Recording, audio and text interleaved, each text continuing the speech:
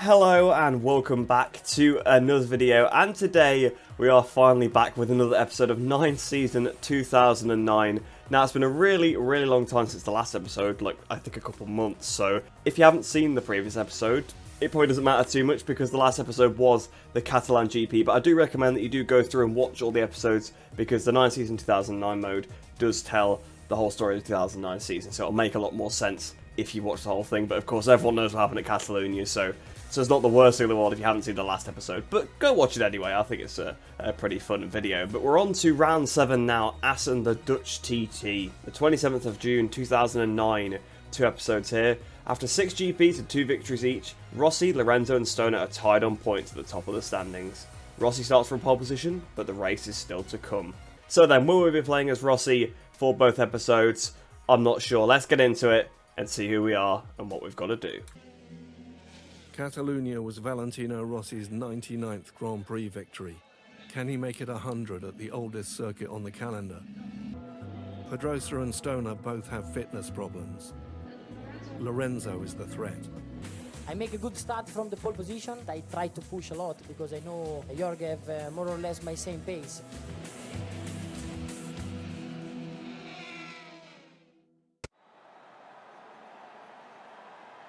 Pedrosa and Stoner are ahead of you. Lorenzo's behind. You need to get away. Pass Pedrosa and Stoner and keep pushing. So then, here we are. We're in 3rd place as Valentino, and we've got to pass Pedrosa and Stoner. Now, this is probably going to be a bit difficult because, like I said, I haven't played with these bikes for such a long time. I've not really played the game that much recently, so hopefully I should be able to do this. But we got the run on Pedrosa. Oh, I was looking at the inside into the Mandavine. Can we try and get him on the exits? I don't know if we have to do it before the line. I have to not get past as well, which is great. If we have to do it before the line, then I'm definitely going to struggle. The bike does feel very heavy. And Vermeulen's right there. We're going to go on the greens. It's going to be a track. It's actually not a track limits 1. I suppose it's 2009. And I've messed up the chicane as well. This has not gone to plan whatsoever. I've got 4 laps to do it actually, so that's actually not too bad. I was thinking I probably only had a lap, but I've got 4 laps actually past these 2, so that's actually not as bad as I thought.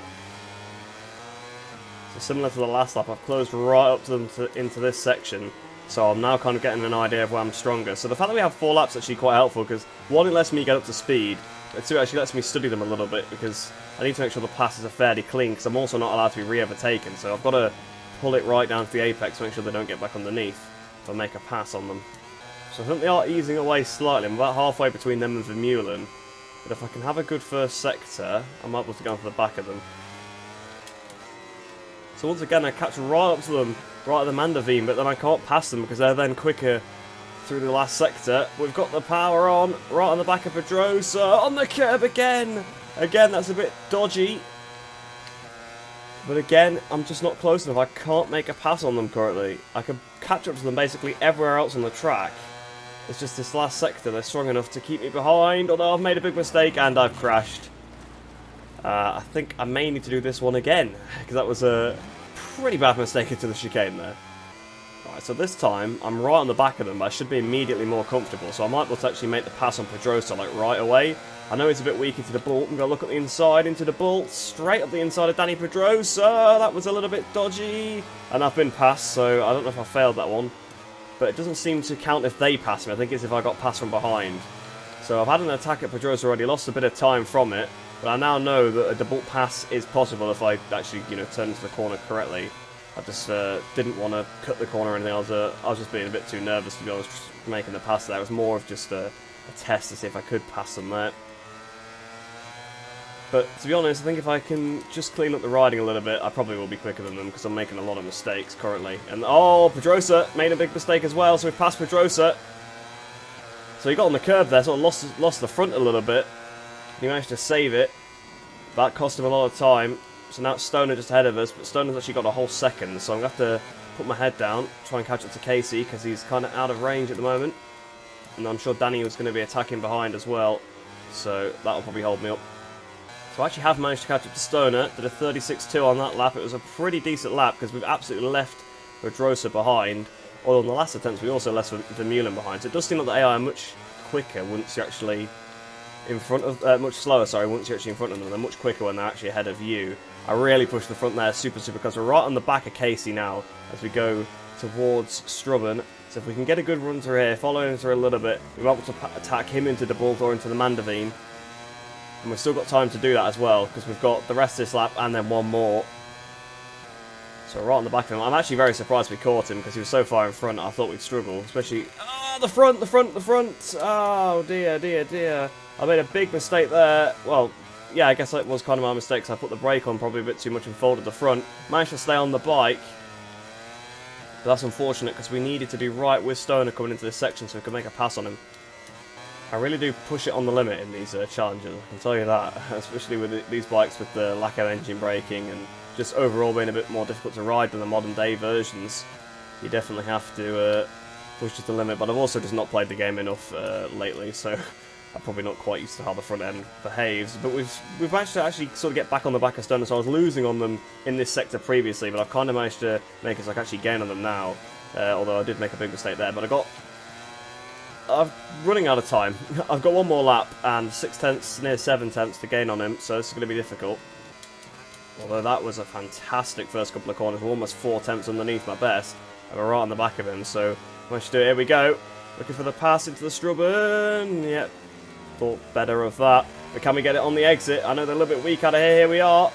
Right behind Casey Stoner, but he's got that power. He's got that Ducati power, but we're in the slipstream. Can we do anything about it? No, I think we're a bit too close to really get the benefit of the slipstream. Just got to watch the front end through here. Don't fold it again. I can go a little bit slower through this section if I need to.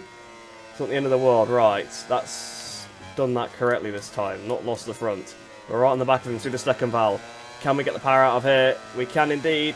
We're right on the back of Stoner. Can we pass him into De Bolt up the inside? We go of De Bolt. And we've taken the lead, and the Dutch TT is going to try and attack us back, but we know we're better through the Mandavine, because that's why I was catching up to them a lot. So here we go then. We're just going to stick this last sector together. Probably the S's will be the worst part of it, because I struggle a lot with the S's on this game, just with the change of direction. Same with MotoGP 21, really. Those two games, with the direction changes being so much slower, it's so difficult to actually get it turned in that chicane and not make a mistake. So we go up towards the line. We've managed to do it, so we managed to achieve this on the second attempt. But unfortunately, I didn't get the don't get past, apparently. Oh, of course, I tried to pass Pedrosa, didn't I? And made a mistake. Yes, that's what it was. So unfortunately, that's another objective we'll have to go and get in that episode that I keep promising that we'll do at the end of the series. So we'll move on to the next episode now. We'll probably be playing as Lorenzo or something, trying to actually catch up to Rossi, but I guess we'll see when we get into it. It's not like Catalonia. Third on the grid, 6th at the first corner. What's happening? You've got the speed to challenge Rossi, but now you've got 4 other riders ahead of you. Get past them in the next 5 laps and go after him. Give it everything. So then, we are here as Lorenzo, so I was right, but we're actually down in 6th place and got to get up into 2nd. You can see Rossi's miles up the road, but at the minute I've struggled through the first couple of corners. You'd think I wouldn't, because I'm literally just hopped back onto the same bike that I was on. Although it does feel different. I don't know whether it's because the fuel load is different or something, but definitely, probably the tyre temperatures actually. Yeah, I'll tell you that's probably the main thing. And well, I think I'll be trying this one again. So then, this time, don't go on the grass and just fall off randomly. Actually, try and catch up to the pack in front. And that corner was immediately an improvement, so I think I'm going the right way about it. So then, who we actually got to pass? So we've got Edwards in front, then Vermeulen, then Pedrosa. Oh, then Rossi's in 2nd, actually. I thought Rossi was up the road in the lead, but he's not. He's in 2nd behind Stoner. So we actually were able to win this if Stoner's holding up Rossi. Although Stoner has the same pace Stoner had in the last one, he's going to be very quick. And we've only got 1 extra lap to pass like 3 extra people and then put half a second into 3rd place. So it's going to be quite tough, this one. They do seem to ramp up in difficulty quite quickly, sometimes the first part will be quite simple. But Vermeulen's just made a big mistake.